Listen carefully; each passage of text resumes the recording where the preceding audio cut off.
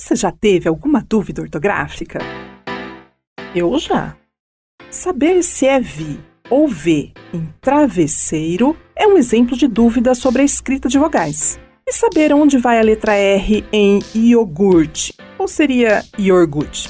Essas e outras perguntas sobre a ortografia do português são tema deste podcast, Fonologia e Ortografia.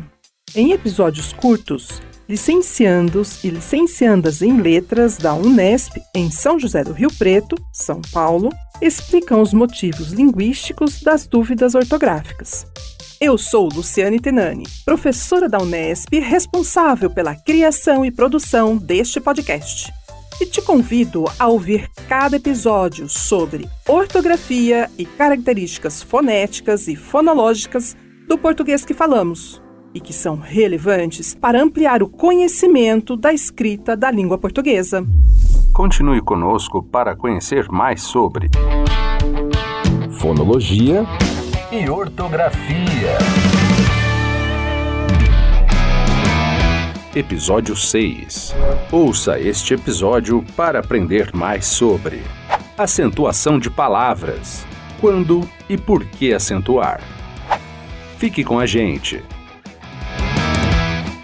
Olá a todos, espero que estejam bem. Bem-vindos a mais um episódio do podcast Fonologia e Ortografia. Meu nome é Flávia Campos Ribeiro, sou licencianda em Letras pela Unesp, campus de São José do Rio Preto, São Paulo. Oi pessoal, eu sou Yasmin Alves Leite, também licencianda em Letras da mesma turma da Flávia, na Unesp, campus São José do Rio Preto, São Paulo. No episódio de hoje, vamos falar da acentuação das palavras, dos padrões acentuais do português e da relação desse padrão com regras de atribuição de acento gráfico. Que bom ter você aqui, Yasmin. E para fechar nossa conversa, vamos buscar traçar relação entre esse conhecimento linguístico e o ensino. Para isso, entrevistamos Adriano Lustro, professor de ensino médio da cidade de Cajamar, São Paulo, que aqui terá sua voz representada pelo nosso colega de curso, Fernando Viscardi Munhoz. Você, ouvinte, se lembra de suas aulas de acentuação? A acentuação é um assunto que estudamos desde cedo, nos nossos primeiros anos do ensino fundamental. Mas aposto que muitos que estão no ensino superior e muitas vezes na rotina da nossa vida têm dúvidas, ao menos de alguns casos. Na escola, aprendemos que as palavras na língua portuguesa são classificadas em 3 formas, de acordo com a posição da sílaba tônica. Flávia, você pode nos lembrar o que é uma sílaba tônica? Posso sim. Sílaba tônica é a sílaba da palavra que é pronunciada com mais intensidade e que comumente é chamada de sílaba mais forte. Como a Yasmin disse, as palavras na língua portuguesa são classificadas de 3 formas. Elas podem ser oxítonas, paroxítonas ou proparoxítonas. Professor Adriano, o senhor pode explicar para a gente a diferença entre essas 3 classificações e dar alguns exemplos que usa na sua aula? As palavras oxítonas são aquelas que têm a última sílaba como tônica. É o caso dos vocábulos abacaxi e você.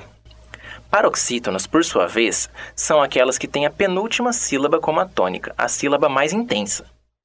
E, por fim, temos as proparoxítonas, cuja sílaba mais forte é a antepenúltima, como é o caso de várias palavras, inclusive que eu usei aqui na minha fala, como oxítonas, paroxítonas, proparoxítonas, última, penúltima, tônica, sílaba, entre outras.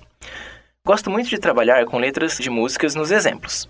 Como a música de Chico Buarque Construção aparece constantemente em questões de vestibular, eu a uso para falar de ritmo e batida, a partir das proparoxítonas que aparecem sempre no final dos versos, como sábado, bêbado, sólido, flácido, tímido, com ênfase na antepenúltima sílaba e com a repetição do do no final de cada palavra.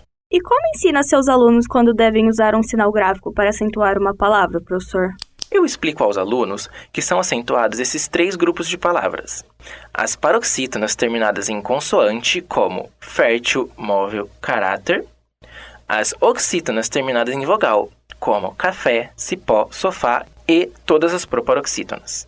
Entendi, professor. Em resumo, paroxítonas terminadas em vogal, como livro, costume e panela, e oxítonas terminadas em consoante, como valor, corcel e funil, não são acentuadas. Certo, Yasmin? Sim, isso mesmo, Flávia. Estudando para preparar este episódio, lendo o livro Fonologia e Variação, Diretrizes para o Ensino organizado por Dirceu Aparecida Kyler, José Magalhães e Dermeval da Hora, lançado pela editora Pontes em 2023, encontramos o capítulo 12, sobre acentuação. Esse capítulo é escrito por José Magalhães, professor da Universidade Federal de Uberlândia. Nesse texto, o professor ensina que a maior parte das palavras no português são paroxítonas. Depois, o segundo conjunto é o de oxítonas. E, por último, as proparoxítonas.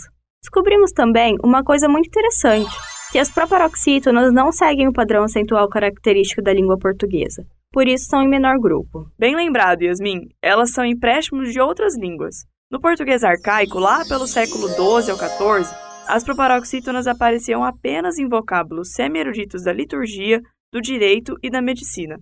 A volta das palavras proparoxítonas veio com o movimento renascentista, sendo que a maioria dessas palavras são empréstimos diretos do latim clássico. E desde o latim, tanto no vulgar quanto no clássico, essas palavras sofrem o fenômeno da regularização do acento, que as transforma em paroxítonas por meio do apagamento da vogal postônica não final. Assim, abóbora, por exemplo, vira abóbora, óculos vira óculos e fósforo vira fósforo. E nosso ouvinte pode perceber que formas faladas, como abóbora, passam a seguir a tendência de palavras paroxítonas. Mas essas formas não devem ser escritas porque não seguem as convenções ortográficas. E por voltar a falar sobre escrita, perguntamos ao professor Adriano o que acontece na sala de aula. Professor, o senhor percebe essa tendência de proparoxítonas na fala e também na escrita dos seus alunos?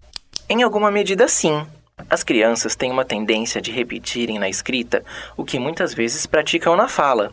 Conforme o processo formal de alfabetização e de prática de escrita se consolidam, esse fenômeno vai diminuindo até se mitigar completamente. Acredito, no entanto, que, com os jovens para quem eu leciono, o fenômeno das palavras reduzidas ou mesmo das abreviações tem como escopo os hábitos dos textos nos meios digitais, principalmente nas redes sociais. Para fechar esse tema, professor, existe alguma outra questão relacionada à acentuação que o senhor percebe e que poderia nos contar? Não especificamente sobre acentuação, mas em relação à sílaba tônica, que reverbera na acentuação ou sua ausência.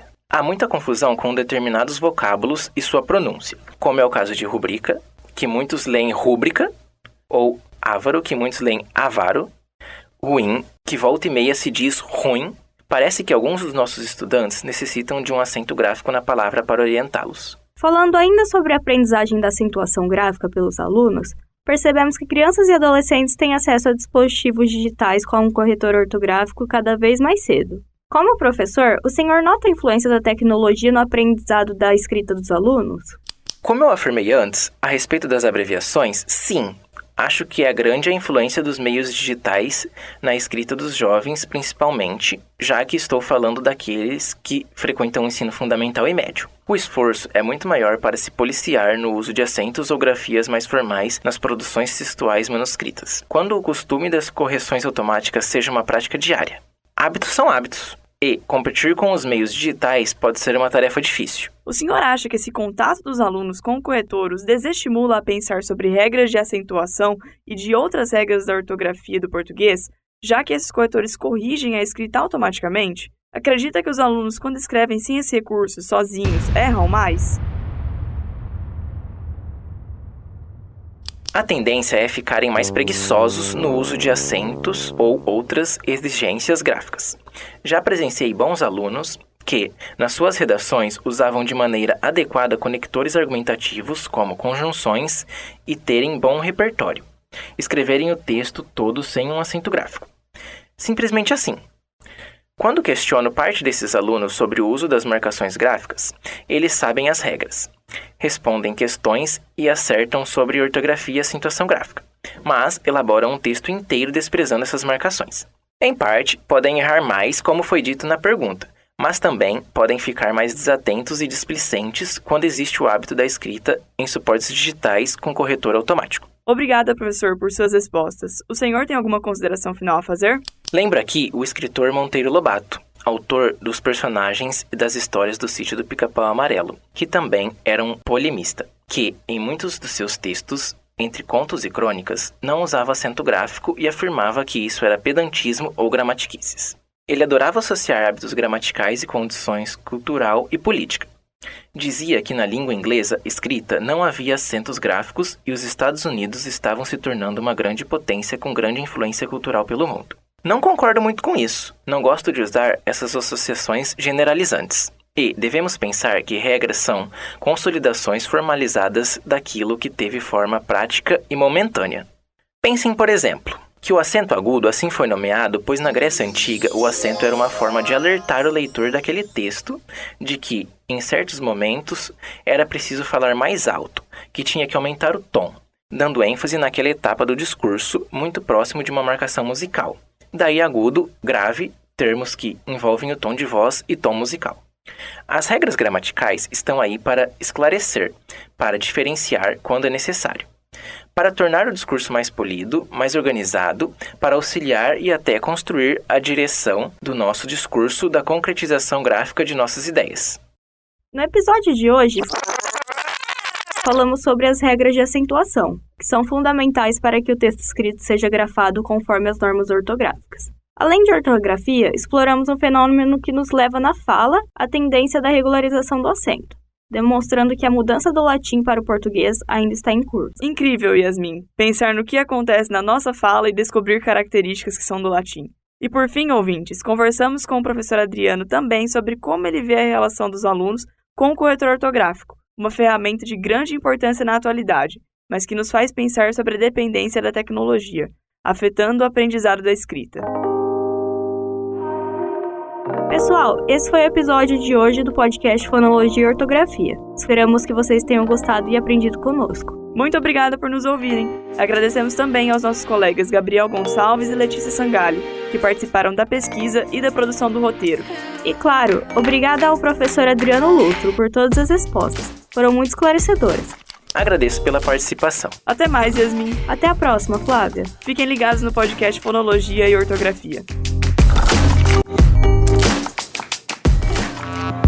Agradecemos aos nossos alunos e alunas que compartilharam suas experiências e conhecimentos, aos professores de ensino fundamental e médio que foram entrevistados pelos graduandos da Unesp, ao Rômulo Borim, responsável pela edição, sonorização e publicação dos episódios deste podcast. Se você tiver comentários, envie uma mensagem para mim, Luciane Tenani, no e-mail luciane.tenani@unesp.br. Obrigada por nos ouvir até aqui. Este episódio foi produzido pelos alunos da disciplina Fonética e Fonologia do curso de Licenciatura em Letras do IBILSE Unesp, campus de São José do Rio Preto, no ano de 2024. Apoio FAPESP, Fundação de Amparo à Pesquisa do Estado de São Paulo. Realização Labfon, Laboratório de Fonética, IBILSE Unesp. Fonologia e Ortografia.